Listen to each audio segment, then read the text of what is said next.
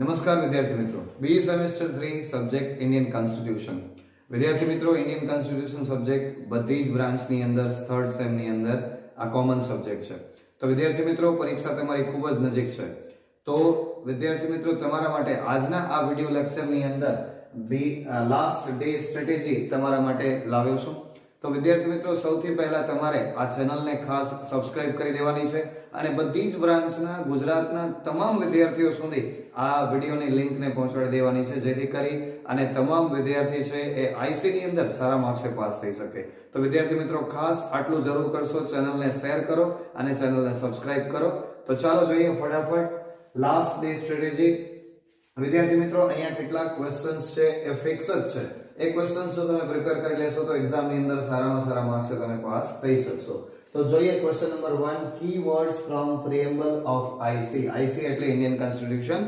પ્રિએમ્બલ છે એ ક્યારેક પૂછાઈ જતું હોય છે ને, કીવર્ડ્સ છે પૂછાતા હોય છે, એ તમારે પ્રિપેર કરી અને લખી દેવાના. Second question, sources of Indian constitution. આ મોસ્ટ ઇમ્પોર્ટન્ટ ક્વેશ્ચન છે, એક્ઝામ ની અંદર પૂછાતો જ હોય છે.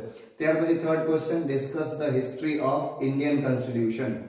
Fourth question, list salient features and characteristics of Indian Constitution. ત્યારબાદ question number 5, right to equality. Question 6, right to freedom. હવે વિદ્યાર્થી મિત્રો, અહીં ક્વેશ્ચન નંબર 5 અને 6 જે આપેલા છે એ પર્ટિક્યુલર તમને રાઈટ પૂછ્યા છે કે રાઈટ ટુ ઇક્વાલિટી અને અહીં રાઈટ ટુ ફ્રીડમ. એના બદલે ક્યારેક તમને એવો ક્વેશ્ચન પૂછાય કે ફંડામેન્ટલ રાઇટ્સ.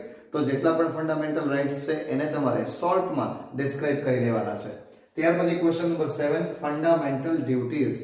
ડ્યુટીઝ જે છે, ફંડામેન્ટલ ડ્યુટીઝ એટલે કે મૂળભૂત ફરજ છે, એ તમારે ડિસ્ક્રાઇબ કરવાની. દરેક ક્વેશ્ચન તમને 5 માર્કમાં પૂછાય છે. તો 5 માર્ક્સ પ્રમાણે તમારે મિનિમમ 10 પોઈન્ટ લખવાના થાય, એટલે તમને 5 માર્ક્સ એમાંથી મળી શકે. ત્યાર પછી question number 8, categories of DPSP. DPSP એમાં તમને પૂછાય છે ક્લાસિફિકેશન, તો એ ખાસ ધ્યાન રાખવાનું છે. ત્યાર પછી question number 9, key features of federal government. Question number 10, difference between Lok Sabha and Rajya Sabha. Most important question છે. ત્યાર પછી merits and demerits of parliamentary system. અને question number 12, writs under right to constitutional remedies. Article number 32. આ question એક નવો છે, પૂછાતો હોય છે, ખાસ કરી દેવો. Question number 13, types of emergencies. Most important question, બધી જ પરીક્ષાઓમાં પૂછાયેલો છે. ત્યાર પછી રોલ ઓફ લોકલ ગવર્નમેન્ટ. અને question number 15, scope of right to life and personal liberty under article 21. Article 21 પણ ઇમ્પોર્ટન્ટ છે, એટલે આ ક્વેશ્ચન પણ તમારે ખાસ કરી દેવો. તો વિદ્યાર્થી મિત્રો, આ 15 ક્વેશ્ચન્સ જો સારી રીતે કરી લેશો તો એક્ઝામમાં પાસ થવામાં તમને કોઈ તકલીફ નહીં પડે.